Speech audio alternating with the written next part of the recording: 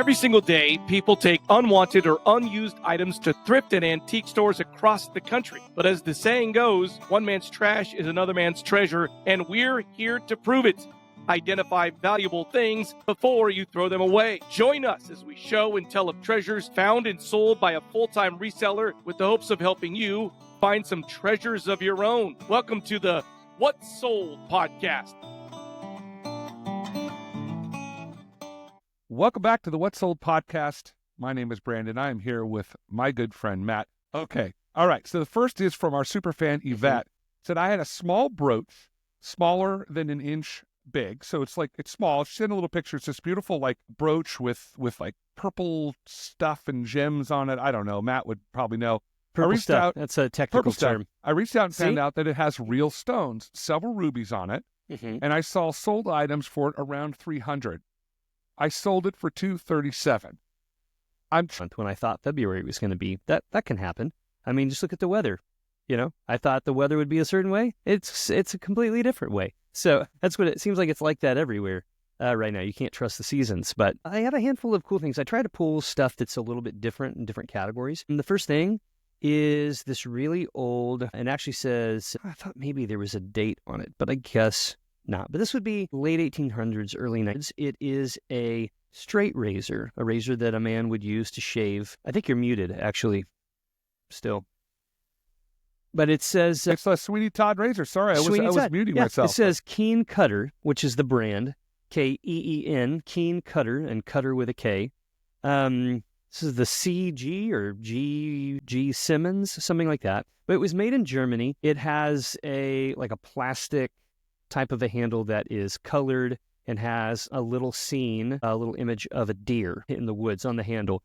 And then the little tang section up here actually has a tortoise shell, like from a tortoise, from a turtle, carved out and put on here. And then you have the blade. And it's in really good shape. I'm selling a collection piece by piece for someone. And these things were in immaculate condition. A lot of times you see them at at antique stores, or you'll see them online, and they're okay with their, the blades rusted or different things. And can that's you hold it all great. the way up, Matt, so we can see it? Because I've been doing I can What's pull Sold show, and pull it all the way up. Wow. The blade looks quite nice. It's very thin, and there's different styles or depths and types of the blades. But then sometimes the tangs do not come out a long ways. Sometimes they're covered in things like mother of pearl, or this tortoise shell, or something else. Sometimes, and the handles could be made of all kinds of things. So they can be made of lucite, plastic, Bakelite, aluminum, wood, antler, bone. They could be made of, I've seen all kinds of stuff. Ivory, porcelain. The list goes on. But there are some cool books out there that tell you kind of the different dates and ages when they had new materials that they started making the handles out of, and that will help you date them a little bit because a lot of times they won't actually have the date. And sometimes not even the manufacturer, so you have to use Google Lens or that kind of thing. But that was sorry, did you say how old that one was? It's likely between 1880 and 1900, and this sold for $75. I was hoping that some of these would sell for more. I've sold a lot more of the smaller ones lately, and those are going in the $55, $60 range. And then sort of the lower range for these is, I don't really want to sell them much below $70 a piece, but some that are more intricate, ornate, can sell for $100, $200. You could familiarize yourself. If you look up antique straight razor and you look at the highest sold items, you're going to see some trends and some themes. And this is true.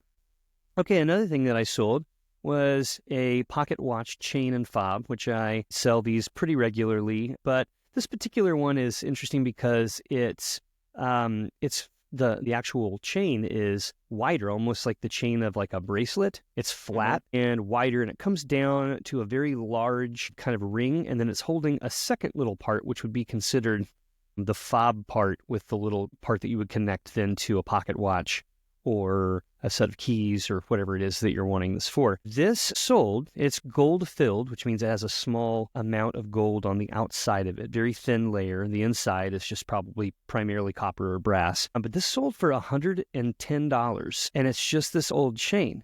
Now, some people are going to be like, well, why would just an old pocket watch chain sell for that much money? I think part of it is, yeah. Another thing that I sold is this. This is also antique.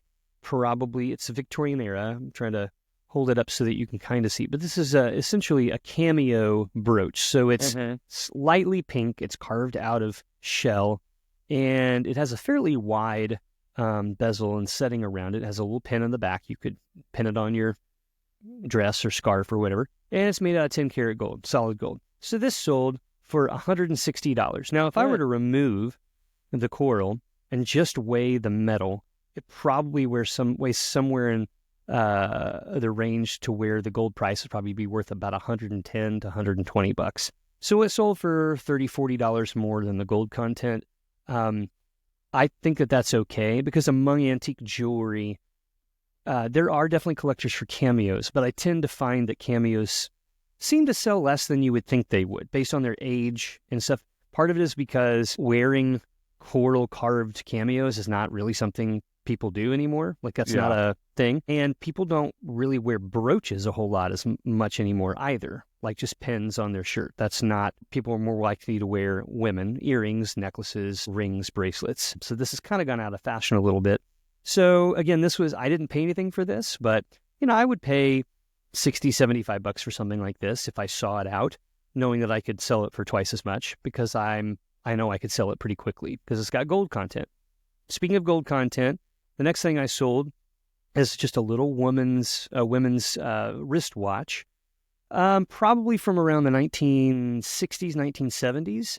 The band itself is actually soldered in and built in. A lot of times these women's watches, you could remove or put on different bands if they broke, if you wanted a different style. But this is actually soldered together, and it's kind of like a rope band. And it's all gold colored. And the reason it's gold colored is because it's 14 karat solid gold. The band and the bezel and everything where the movement is, around the edge of the movement is a bunch of diamonds as well. And this is an Omega brand watch. So Omega, for watch enthusiasts, it's considered a high-end watch. It's not a boutique watch. It's not on that super upper echelon, and it's not quite in the echelon of Rolexes. But they make very high-quality watches with Swiss movements, and obviously use valuable materials, gold, platinum, diamonds, and things like that. Again, this was sold for someone else. This little tiny thing here sold for $1,200. Whoa. On eBay, because people collect those pretty heavily. They're a nice brand. I like them also. Yeah, reach out to Matt. He'll sell it for you. That's exactly right. I got another sale here. These are 3. Talk about another thing that's kind of not culturally popular anymore. But these are cuff-style bangle bracelets. And the thing that they have in common is they're all roughly the same size. They're all sort of, they're flat kind of. They're not rounded. And they all can open up and close around your wrist. They're smaller. They would need a smaller woman's wrist. There's 3 of them. The weight of all of these together is probably around 20-some grams. But these 3 sold for $112. This is from the Victorian era as well. You'd be surprised. Some of these that are not solid gold, they have a little bit of gold filling, but intricate Victorian-looking cuff bracelets can sell for hundreds of dollars. From the past. Giants. Well, of course. How do you explain that? Giants, but Matt, we're not supposed to talk about the Giants on the show. Okay, fair enough. That's the other podcast that we have. Or a myth about podcast where we talk about dragons and giants. That's right. Okay, next thing is a little badge. Again, this is a brooch or a pin-style badge that you would put on. It has a 2-part. At the top, it has a flat section that just says visitor. And in the bottom, it has a round, like black and white sort of printed little piece of paper inside. And it says, President Johnson's Tailor Shop, Greenville, Tennessee. And it's just a picture of like an old cabin with a brick fireplace. And so at this time, a long time ago, I don't exactly know how old, because I'm looking in the back. See, Andrew Johnson. Say the age. So it would have been Civil War era. President Johnson's. Yeah. So I don't know if he personally had a tailor shop or someone in his family had a tailor shop. But in Greenville, Tennessee, at one time, there was some sort of a museum type place or a spot that you could visit. And that's what this is for. So this sold, it sold for $40. Which is a pretty good price, but that's a unique piece. It's not something you're going to see every day. I've never seen one just like it before, and I've gone through lots of different old badges and pins and stuff. But it's just fascinating, the types of interesting historical.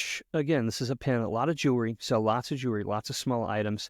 This is like, it looks like a fleur-de-lis shape. Ooh, it's a fleur-de-lis. It's Go Louisville. green enamel with this kind of, I don't know how you even describe it, almost like peach-colored clear cabochon rhinestones, and it comes with a set of clip-on matching earrings. So it's a set.